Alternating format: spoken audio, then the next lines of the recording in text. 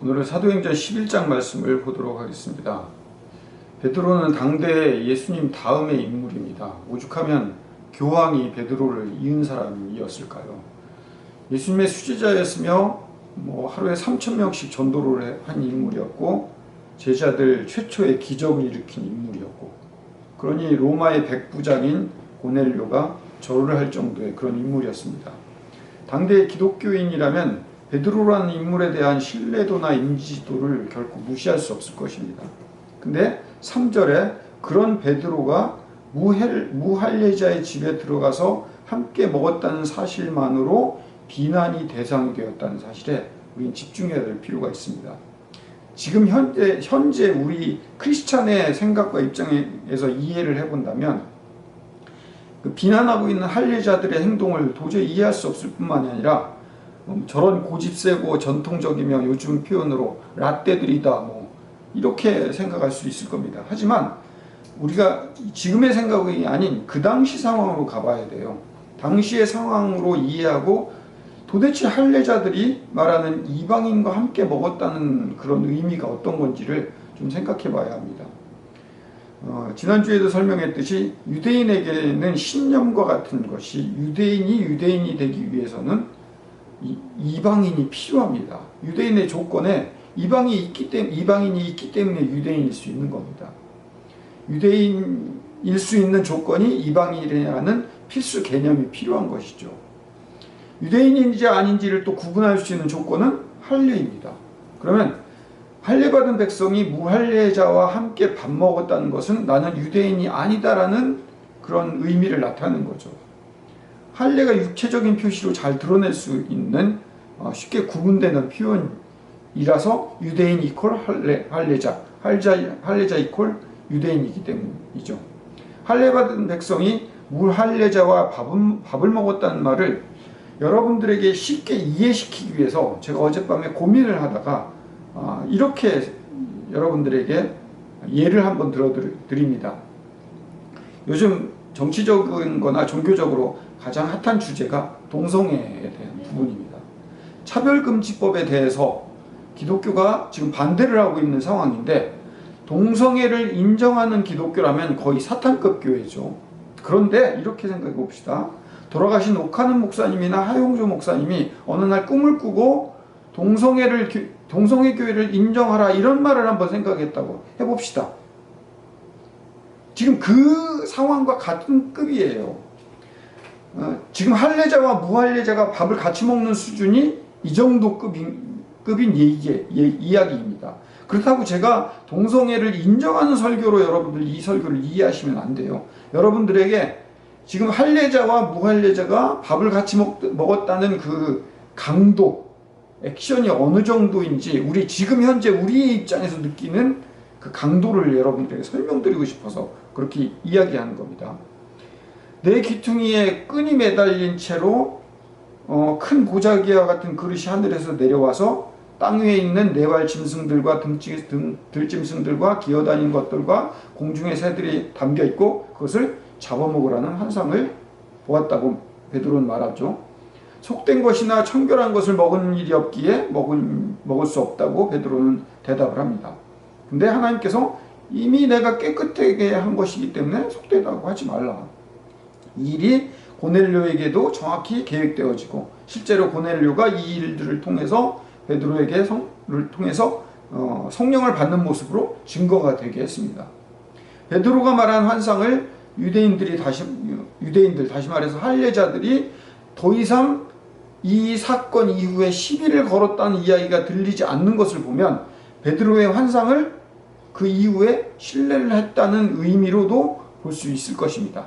또한 바나바를 안디옥으로 보내고 키프로스 사람들하고 구레네 사람들 몇이 헬라 사람을 전도했더니 그들이 예수를 믿고 주님께 돌아왔다. 이런 얘기가 계속 이어지는 것을 통해서 사람들이 이 이야기에 대해서 믿고 신뢰하는 단계로 나아갔다는 것을 우리가 미루어 짐작할 수가 있습니다. 모세는 하나님께서 레위기 11장에 네 발 달린 짐승 중에서 굽이 있어도 갈라지지 않았거나 책임지질 하지 않는 짐승은 다 부정한 것이기에 먹지 말라. 물속에 있는 지느러미도 없고 비늘이 없는 것은 다 부정한 것이다. 새들 가운데서도 독수리, 까마귀, 두어미, 가마우지, 따오기왕, 백조, 펠리컨, 고니, 해오라기, 박쥐 등은 먹어서는 안 되는 동물이다. 이렇게 이야기를 했습니다. 왜 그런 것을 먹어야 하는지에 대해서는 성경에 근거는 없습니다. 왜 먹어야 되는지는 그냥 하나님이 먹지 말라라고 이야기했습니다. 다만 그것을 먹음으로 인해서 부정해지기 때문에 하나님의 자녀라면 먹어서는 안 된다, 이렇게 이야기하셨습니다. 모세가 이스라엘 백성들을 데리고 나오면서 이스라엘 사람들은 430년 동안 자기들이 태양신의 후예라고 믿는 이집트의 전통의 신앙에 젖어 있었습니다. 거기에서 하나님께서 따로 구별하여 하나님의 자녀로 만드시기 위해서 제정한 법이 이 모세의 법입니다. 그래서 할례 받은 자들은 네 발 달린 짐승 중에서 굽이 갈라지지 않는 것은 먹지 말아야 된다. 이건 이 근본적인 목적은 뭐예요? 구별됨입니다. 구별됨이란 것은 거룩함이죠. 근데 자, 이 구별됨과 거룩함은 이해가 됐어요. 근데 왜 신약에서는 하나님 말씀이 바뀌게 되었을까? 1.1획도 율법이 바뀔 수 없다고 하신 하나님의 말씀에 배치가 되지 않습니까? 그냥 우리는 그동안 예수님이 왔으니까 법이 바뀌어서 믿을 수 있다, 더 온전한 법으로 만들어졌다, 이렇게만 이해했지만 사실 마음속에 궁금하지 않으세요? 배치가 되잖아요. 처음부터 그렇게 얘기를 하시든가. 자, 이거를 또 여러분들에게 설명을 쉽게 오늘날로 이야기를 좀 해볼게요. 아이가 자랄 때는 자라면서 이제 철이 들면서 시작하면서 가장 먼저 필요한 것이 구별이 필요합니다.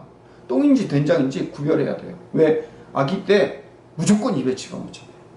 근데 거기서부터 이제는 먹지 말아야 먹어야 된다.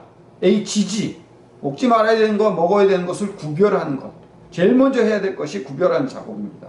아무데나 쉬하면 안 되고 먹어야 할 것이 있고 먹지 말아야 할 것입니다. 우리 아이가 달라졌어요라는 프로그램에서 아이들에게 반드시 적당한 교육과 훈련이 필요하다는 것을 우리에게 제시해주고 있죠. 강아지들의 잘못된 습관과 행동의 그 근본적인 원인도 구별하지 않는 것, 주인이 누구인지, 가정에서 어떻게 살아야 되는지 규칙과 구별을 가르치지 않았기 때문에 그걸 가르쳐야 된다고 이야기를 하고 있잖아요.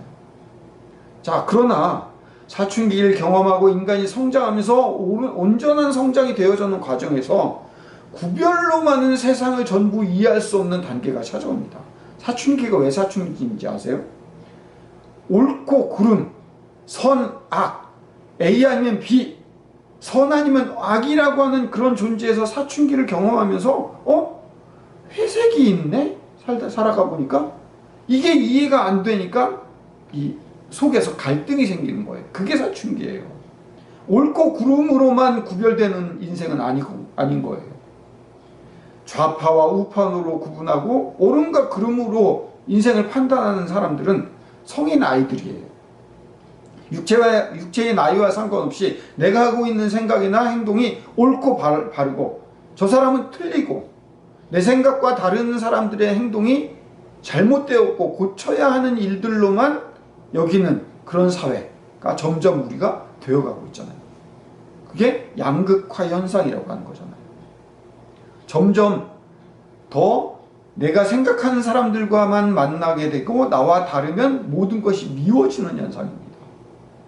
이 양극화 현상은요, 필터 버블 현상을 가져옵니다. 필터 버블이라고 하는 것은 불확실한 상황 속에서 비판적으로 정보를 수용하는 인간의 능력에 영향을 주는 현상. 조금 더 이게 쉽게 표현을 할게요. 확증적인 자신의 가치관과 판단 등에 부합하는 정보에만 주목하고 그 외의 정보는 무시하는 사고방식. 요거를 이렇게 어려운 말을 쉽게 설명을 해드릴게요. 우리가 그 검색 엔진이나 너튜브에 나오는 광고나 내용은 내가 몇 번 클릭했던 것만으로 그 AI가 골라서 검색해서 나와요. 그래서 거기에 나와 있는 내용은 내가 봤던 내용이 계속 반복돼서 나와요. 새로운 것이 전혀 나오지가 않아요. 그게 뭐예요? 필터 버블이에요. 그 AI는요, 내가 좋아하는 것만 필터를 걸러요. 그래서 내가 좋아할 듯 법한 것들만 계속 내 눈앞에 띄워주는 겁니다. 여러분들 사회생활을 할 때 닫혀있는 형태의 네트워크가 열려있는 형태의 네트워크를 가지고 있는 사람이 있어요. 여러분들이 가장 친한 친구 5명을 한번 꼽아봅시다. 5명도 안 되는 사람들도 있지만 그 5명이 다 나하고 같이 아는 사람들이라고 하는 건 네트워크가 닫혀있는 네트워크예요.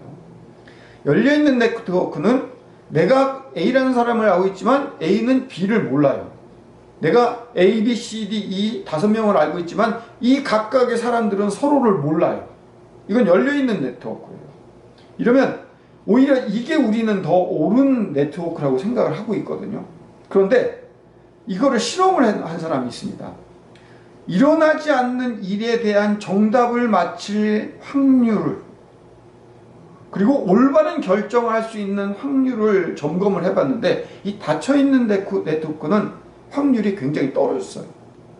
그리고 열려있는 네트워크가 오히려 더 일어나지 않은 일에 대한 일을 마칠 확률을 더 많이 알았다는 거예요. 왜 그럴까요? 닫혀있는 건 뭐예요? 똑같은 사람들끼리 모여있는 거예요. 열려있다는 얘기는 뭐죠? 각자의 생각이 다른 사람들과 나는 계속해서 만나고 있기 때문인 거예요. 옳기 때문에 옳은 사람들과 옳은 일만을 위해서 만나는 사람들, 네트워크가 꽁꽁 닫힌 사람들, 필터 버블로 가득 찬 사람들, 그게 유대인들의 수준이었습니다. 구별만이 필요했던 세상, 거기서 예수님께서 오셔서 우리에게 더 옳은 것이 무엇인지를 알려주고자 오신 것이 아니라 뭘 위해서 오셨어요?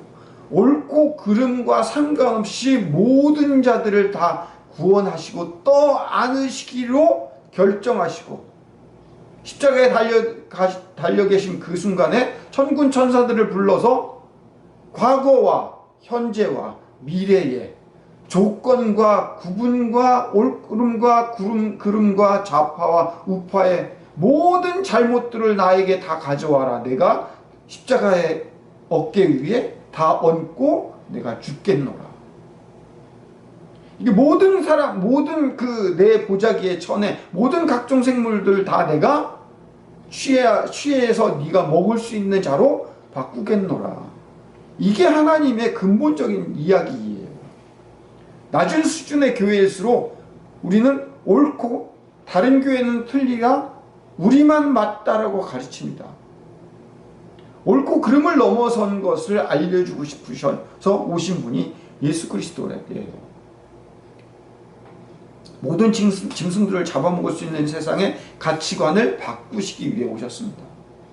만나라는 주어진 것만 먹을 수 있는 가치관에서, 그리고 절제된 것만을 먹어야 하는 가치관에서 모든 것을 다 먹을 수 있는 관점으로 바꾸신 그 첫 번째가 예수 그리스도의 사건입니다. 이로써 그들은 비로소 그리스도인이라 불리게 되었다. 오늘 본문에 그 얘기가 나오잖아요. 비로소 그리스도인이라 불리게 되었다. 그 전까지는 뭐라고 불려요? 유대인이라, 할례자라 불렸지만 이제는 그리스도인이라 불리게 되었다. 모든 것을 받을 수 있는 신앙으로의 변화. 예수님은 옳고 그름을 떠나서 모든 사람을 구원하시기 위해 이 땅에 오셨습니다.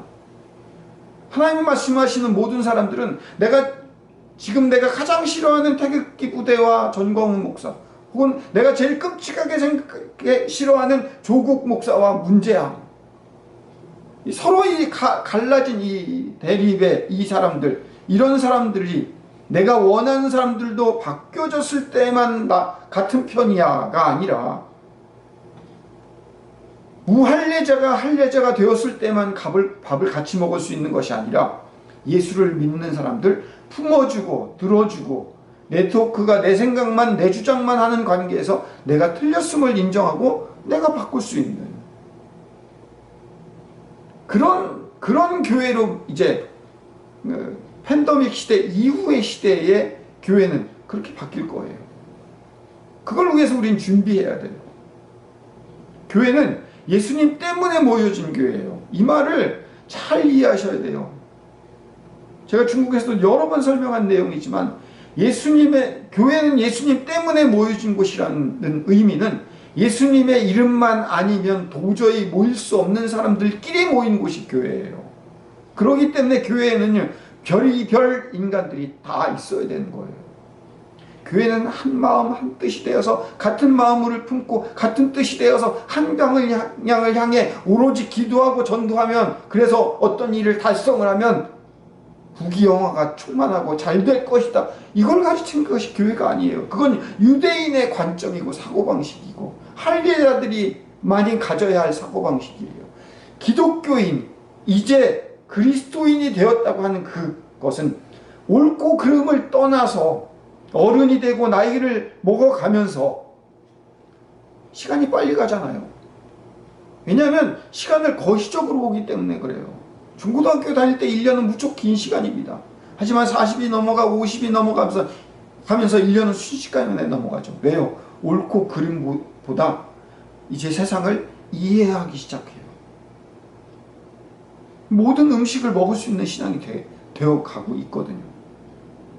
그러면서 나중에 죽기 전에 많은 사람들이 자기의 비명에, 자기의 유언에 사랑해 주지 못해서 미안했다, 이해해 주지 못해서, 다 이해할 수 있는 일들을 왜 그때는 그게 용서가 안 되었을까? 왜요? 젊을수록, 성인 나이일수록, 이 수준이 안 될수록 옳고 그름과 맞는 것과 거기에 집중했다. 이제 크리스찬, 그리스도인이 되면서 이해할 수 있는 자가 되기 시작한다는 거죠. 그게 진짜 그리스도인이 되는 거죠. 오늘 저와 여러분들이 사도행전 11장을 통해서 진짜 그리스도인이 누구인지를 살펴봐야 됩니다. 옳고 부와 잘된, 잘 사는 것이 돈이 많은 것이 잘 사는 것이 아니라 어떤 것이 잘 사는 것입니까?